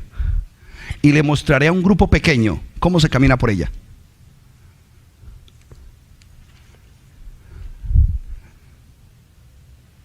Él vio que como no caminaban por ella, les faltaba un ejemplo. Y dijo, entonces yo voy a ir y yo voy a caminar por esa senda. Y les voy a dejar información para que entiendan que si yo caminé esa senda, el que me ama a mí y me sigue a mí, sigue mi senda. Primera de Juan 2:6. Cuando lo tengan me dicen amén. El que dice que está en él debe andar como él anduvo.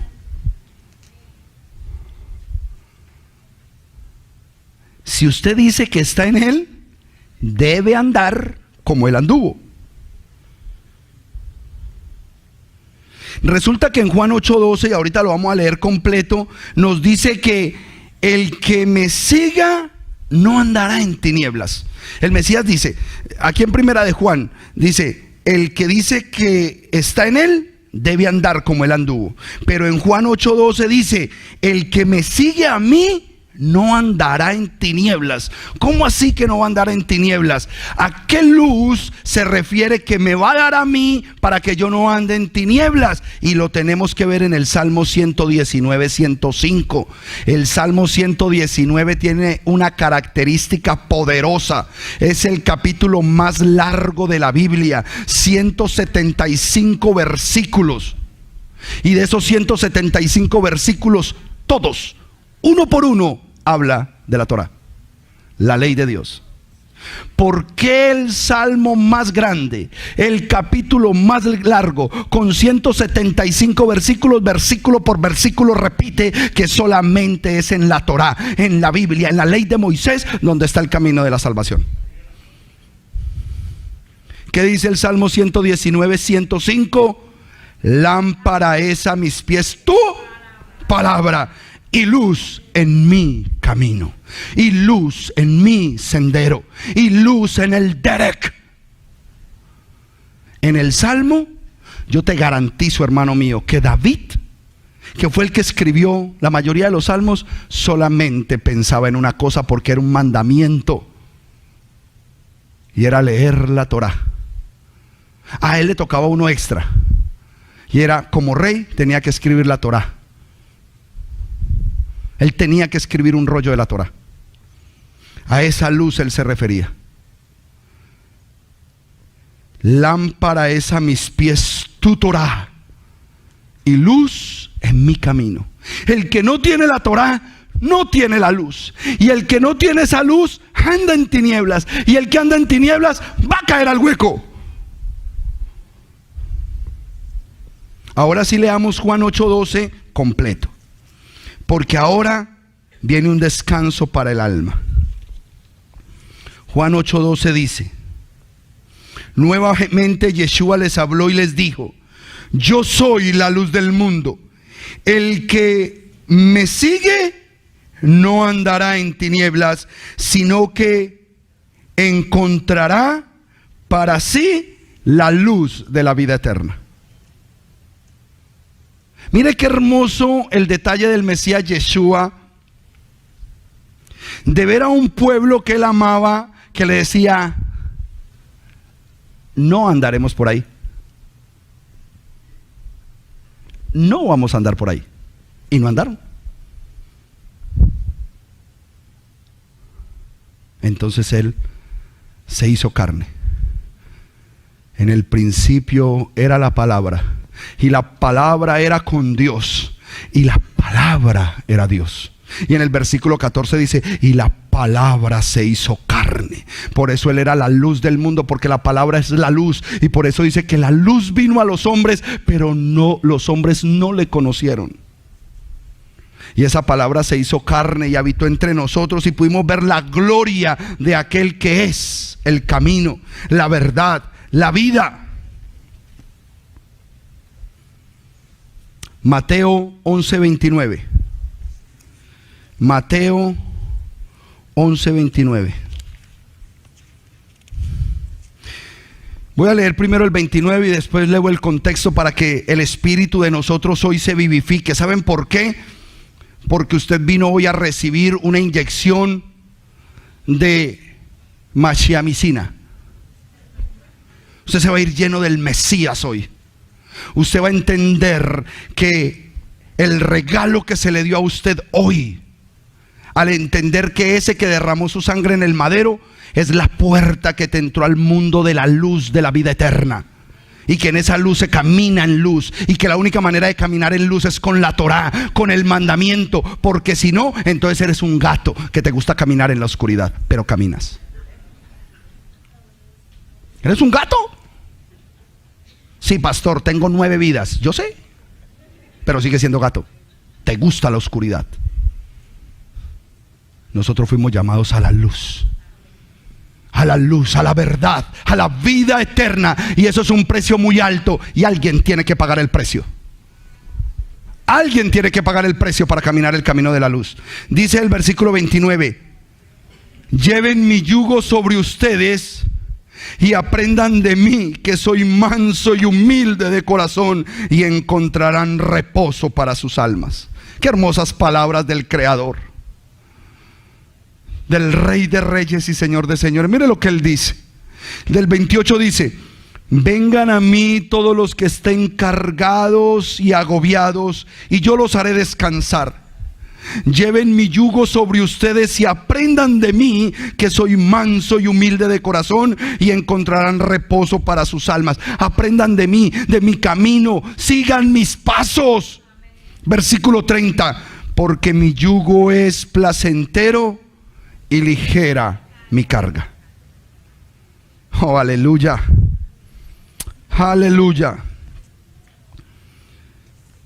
Todo eso que yo les estoy predicando en el Brit Hadashah está conectado con las palabras que se dijeron en el 626 antes del Mesías Yeshua.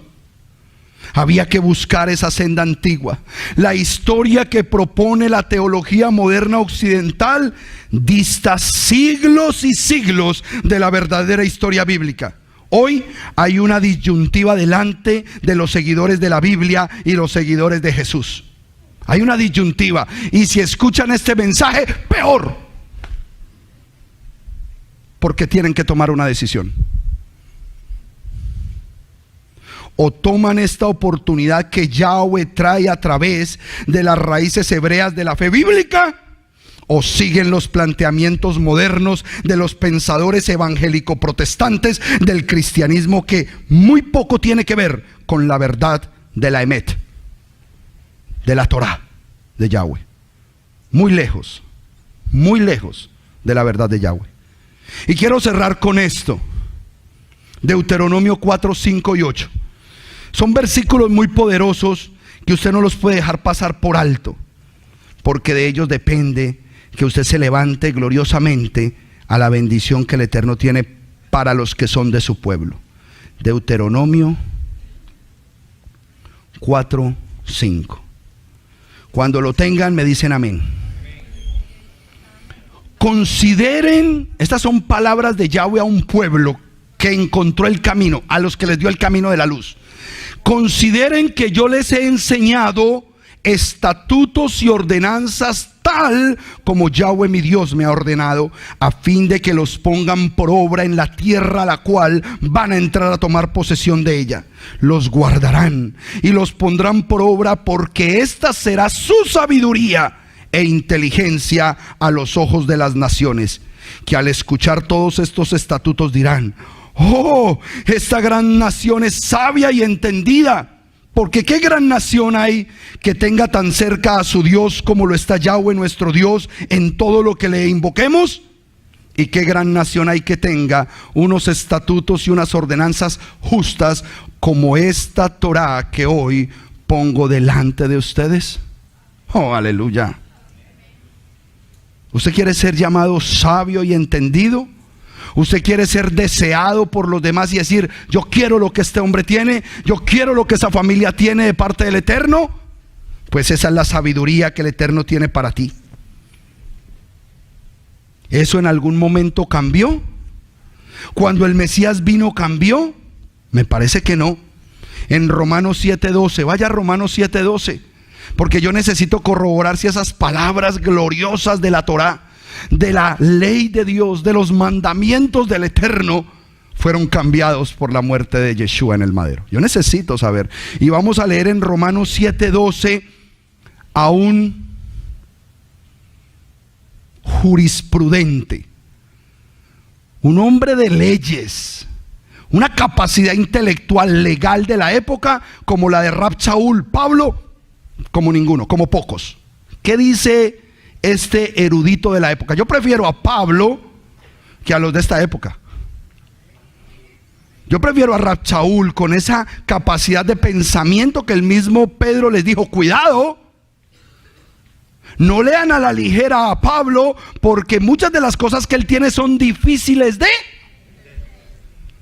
O sea que había que leerlo 20 veces para entenderle al hombre.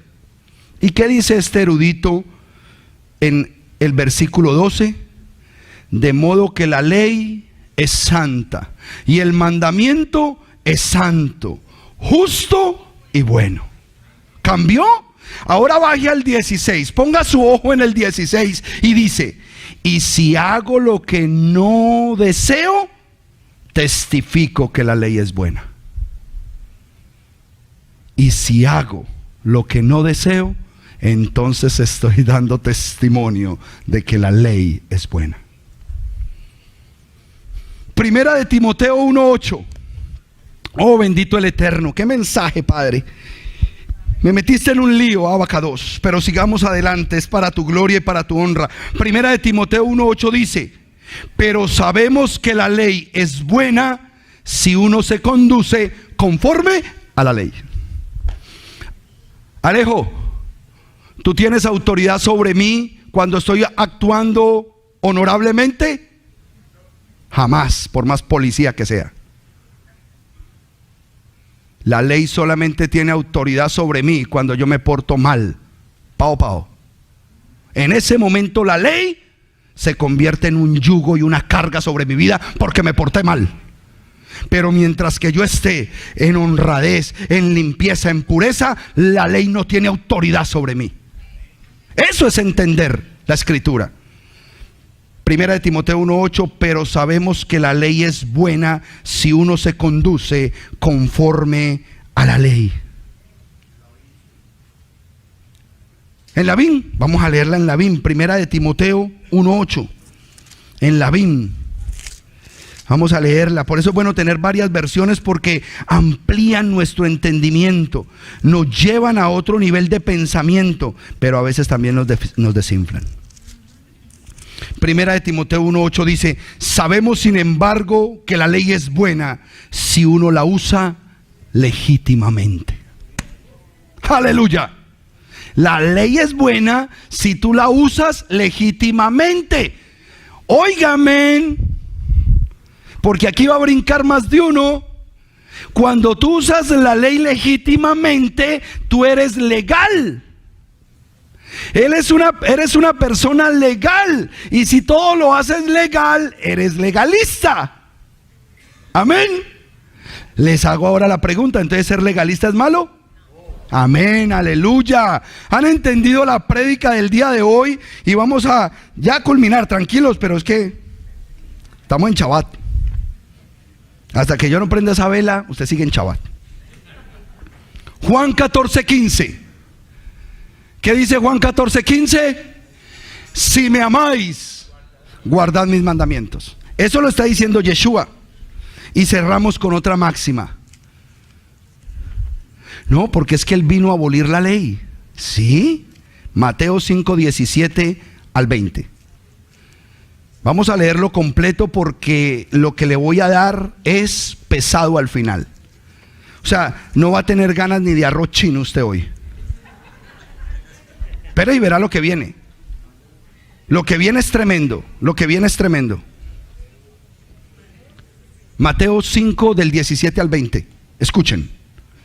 No piensen que he venido a abolir la ley o los profetas. No he venido a abolir, sino a cumplir, a caminar el camino que les dije ahorita. Yo lo voy a caminar para que ustedes vean que sí se puede caminar. Y el que lo camine lo tendrá luz para ello. Porque de cierto les digo, mire hasta dónde va el tiempo de esa palabra. La palabra que hoy la teología moderna canceló con la muerte del Mesías, el versículo siguiente me dice la caducidad de esa palabra. Escuchen. Porque de cierto les digo que hasta que los cielos y la tierra dejen de ser, ni una iot, ni una tilde de la ley dejará de ser hasta que todo se cumpla. ¿Y ya pasó el cielo y la tierra, hermanos? Por lo tanto es vigente cada una de esas letras. No hay teología para que tú me la derribes. Versículo 19. Y aquí esto le incumbe a usted. Levante la mano los que le han enseñado Shabbat a otro, pero que lo ha llevado a la casa y usted le ha enseñado el Shabbat. Levante la mano, que usted dice: yo invito a hermanos y les enseño Shabbat. Muy poquitos. Y se están perdiendo de algo grande. Si usted no ve que yo me desespero y le digo a la hermana: bueno, trajo los tzitzit, yo necesito que los hombres empiecen a guardar el mandamiento de los tzitzit. ¿Por qué? Escuche lo que dice acá. Por tanto, todo el que menosprecie uno solo de estos pequeños mandamientos y así lo enseña a los hombres, pequeño será llamado en el reino de los cielos.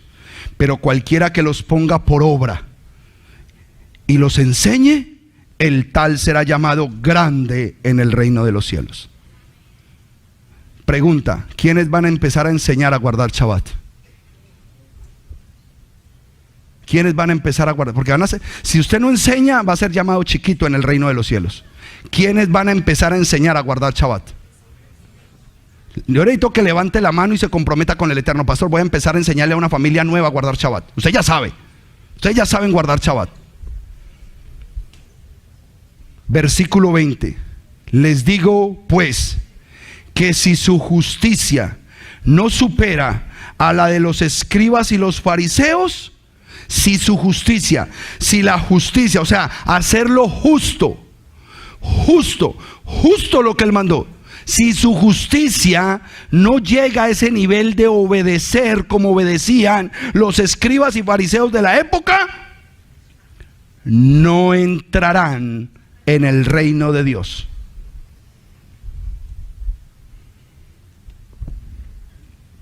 Aquí es donde el dulce se vuelve mordiscos. Ahí es donde se demuestra que si usted no guarda los mandamientos, usted no entrará al reino de Dios.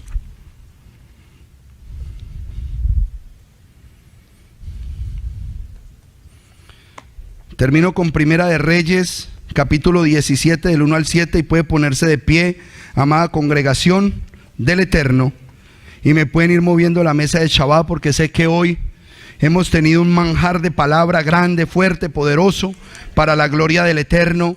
Pero es necesario que cerremos este ciclo. Primero de Reyes, capítulo 17. Ay, mi hijo precioso, él sabe que su papá, gracias hijo, me trajo hielito. Él sabe que su papá ha hablado más de la cuenta. Qué hermoso. Bendito el Rey. Yo quiero ministrar con estas palabras, amado pueblo del Eterno. Abre la cámara para que... Este es un mensaje para la gente que está en esa disyuntiva. ¿Qué voy a hacer con mi vida espiritual? ¿Hacia dónde voy a seguir con lo que el Eterno me está queriendo revelar a mi vida y el llamamiento que el Eterno me está haciendo? ¿Qué voy a hacer? Voy a leer desde el versículo 1 y el Eterno le ha de hablar a usted con esta palabra. Elías Tisbita, uno de los habitantes de Galaal, dijo al rey Acab: vive Yahweh, el Dios de Israel, en cuya presencia he estado, que no habrá rocío ni lluvia en estos años, sino hasta que yo diga. No va a haber lluvia en estos años hasta que el profeta lo autorice. Escuchen bien. Versículo 2. Entonces vino a él palabra de Yahweh y le dijo: vete de aquí y vuelve al oriente. ¿De dónde es la palabra de Dios originalmente? Vete del occidente y del pensamiento occidental que tienes, porque en el hemisferio occidental no habrá más lluvia hasta que el profeta lo diga. La lluvia va a caer solamente en el oriente. Escuchen bien, porque aquí muchos van a tomar decisiones espirituales. Entonces vino a él palabra de Yahweh y le dijo: vete de aquí y vuelve al oriente y ocúltate en el arroyo de Kerib que está frente al Jordán. Sucederá que beberás de ese arroyo, y yo he mandado que los cuervos te alimenten allí. Y él fue e hizo según la palabra de Yahweh y se fue a vivir junto al arroyo de Kerib que está al frente del Jordán, en el oriente, en el pensamiento oriental, no en el pensamiento occidental. Y él fue e hizo según la palabra de Yahweh y se fue a vivir junto al arroyo de Querib que está frente al Jordán. Los cuervos le traían pan y carne por la mañana y pan y carne por la tarde, y él bebía del arroyo. Pero sucedió que después de un tiempo el arroyo se secó porque no había llovido en toda la tierra. Como pensamiento, los ministerios que predican el mensaje occidental no volverán a recibir lluvia hasta que el profeta hable. Pero los que reciban el mensaje y se vayan al oriente, al pensamiento hebreo, va a haber un arroyo de conocimiento que los va a ir llenando de la palabra del Eterno, y la van a tener que aprovechar, porque será tanta la sequía en el occidente que ese arroyo también se te va a secar.